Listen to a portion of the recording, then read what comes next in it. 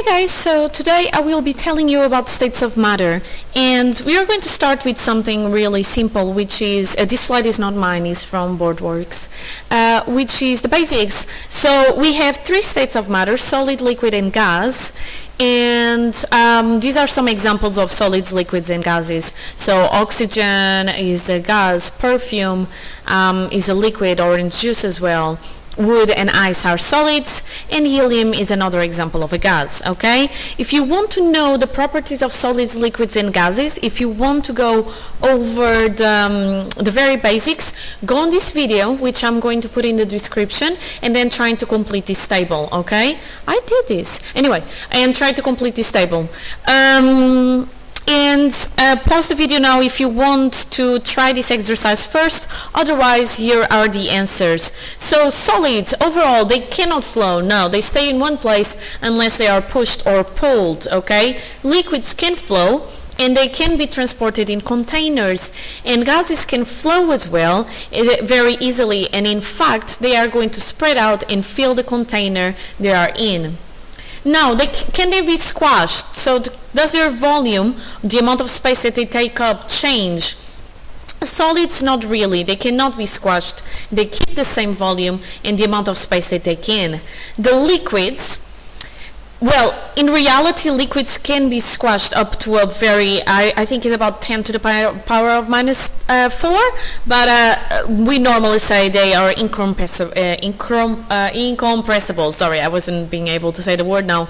So overall, if you are on a lower level of physics, don't say that they can be compressed, but in reality they actually can. In the lab they were able to do that. But anyway, no, liquids cannot be squashed. Their volume does not change. And volume and gases, yes, they don't have a fixed volume, so they can be squashed. They fill the container they are in. So if I minimize the amount of volume I have in the container, I minimize the amount of volume where I have the gas in, okay?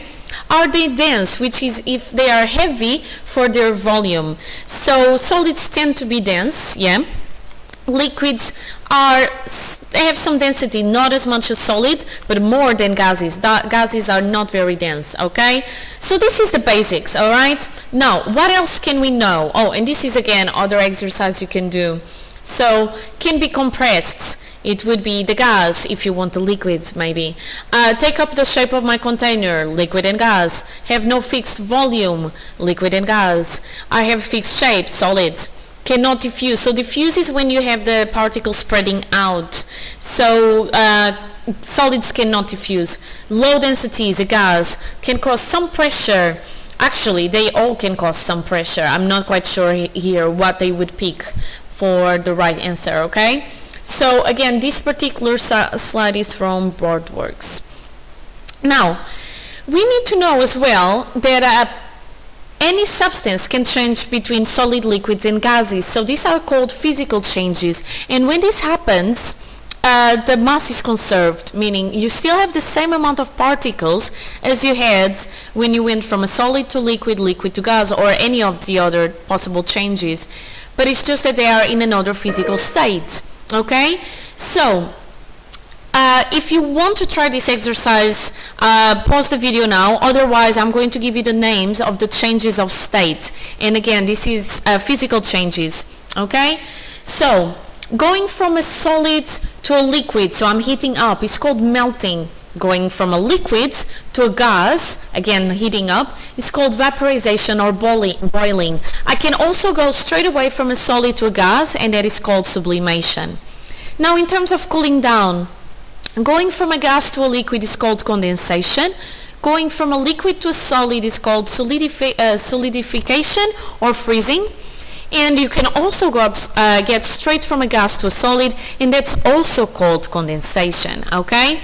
So these are all the names for the changes of physical states. Again, remember, mass is conserved whenever I have any physical change like these ones, okay?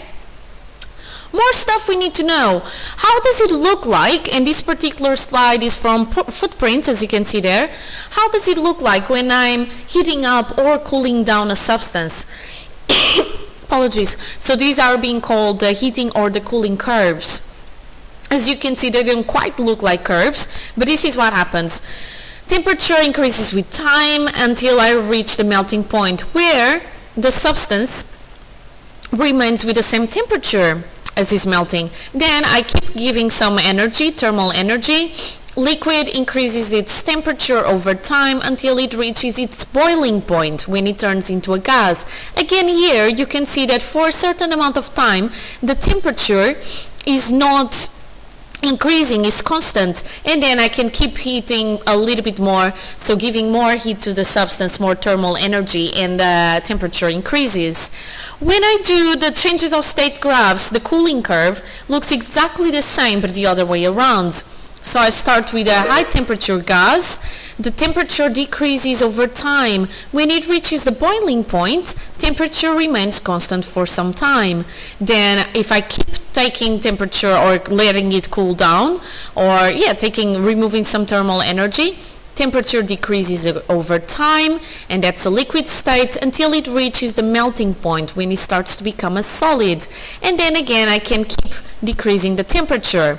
So as you can see, the two curves, they're very similar. They all show a gradient of changing in temperature when you have a solid, a liquid, and a gas, but they also show that the temperature remains constant during the boiling and the melting point. And this is a very important part for you to understand, okay? If you're watching this video because you're going to have a test or an exam, that's probably going to be it, okay, in there. So when the temperature does not change, when the temperature is constant, what does that mean?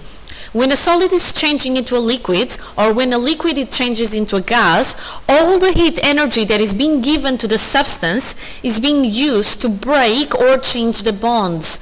So gases, liquids, and solids, they have different bonds or no bonds. You can consider solids not to have any bonds. You can neglect their bonds.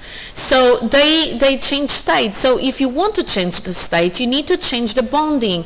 And this energy, instead of changing the temperature of the substance, is being used to change the bonds. So is being used to change the bonds instead of being used to increase the temperature of the substance.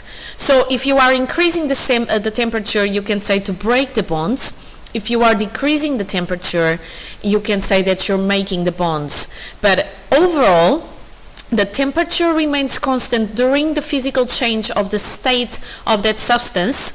Doesn't matter if it's solid to liquid, liquid to gas, all that stuff, because the heat energy is being used to change the bonding, making or breaking, instead of changing the temperature of the substance. Very important, this part, okay? Now, more stuff that you need to know. I know it's a long video. Kinetic theory of matter. Now, solids, liquids, and gases, they consist of particles, and when the temperature of the substance is increased, the particles move faster. They increase their kinetic energy, so they move faster. So kinetic energy and temperature are related, and you will know, or actually I already have that video where it tells you the formula, okay? So what happens? The particles in the solid, liquids, and gases, they have different amounts of energy because they move differently. In general, the particles in a gas have more energy than those in a liquid, which have more energy than those in a solid. So the kinetic theory of matter says that particles will have different amounts of kinetic energy and therefore move at different speeds according if they are solids, liquids, and gases. So according to how they are moving, okay? Solids normally vibrate, liquids can pass through each other or pass near each other or touching each other, and gases are free to move around.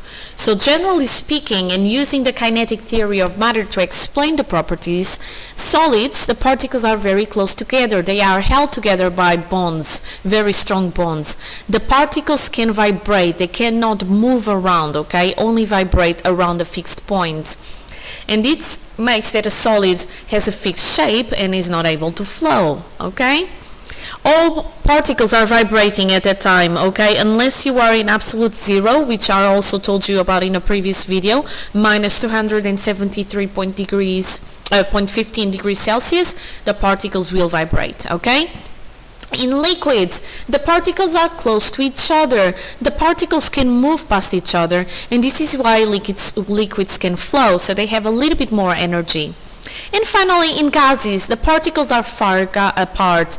Particles can move freely, and they will be quite fast as well. And this is why gases spread all over the place and fill any container they are in. Okay?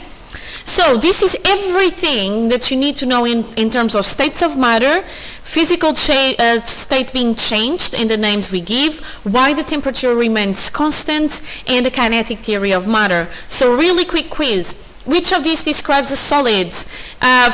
Remember to pause the video if you want to try by yourself. Answer is C, cannot flow, fixed shape, and volume and dense. Okay? What is sublimation? Again, the right answer is when a solid turns into a gas from these options here. Okay? Then next one, condensation is, I think I didn't save it. Condensation is both A and B when a gas turns into a liquid, when a gas turns into a solid.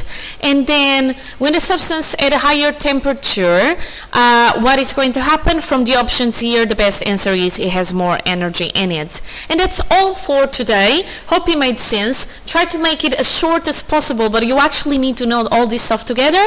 So up to my next video, be happy and healthy. Bye!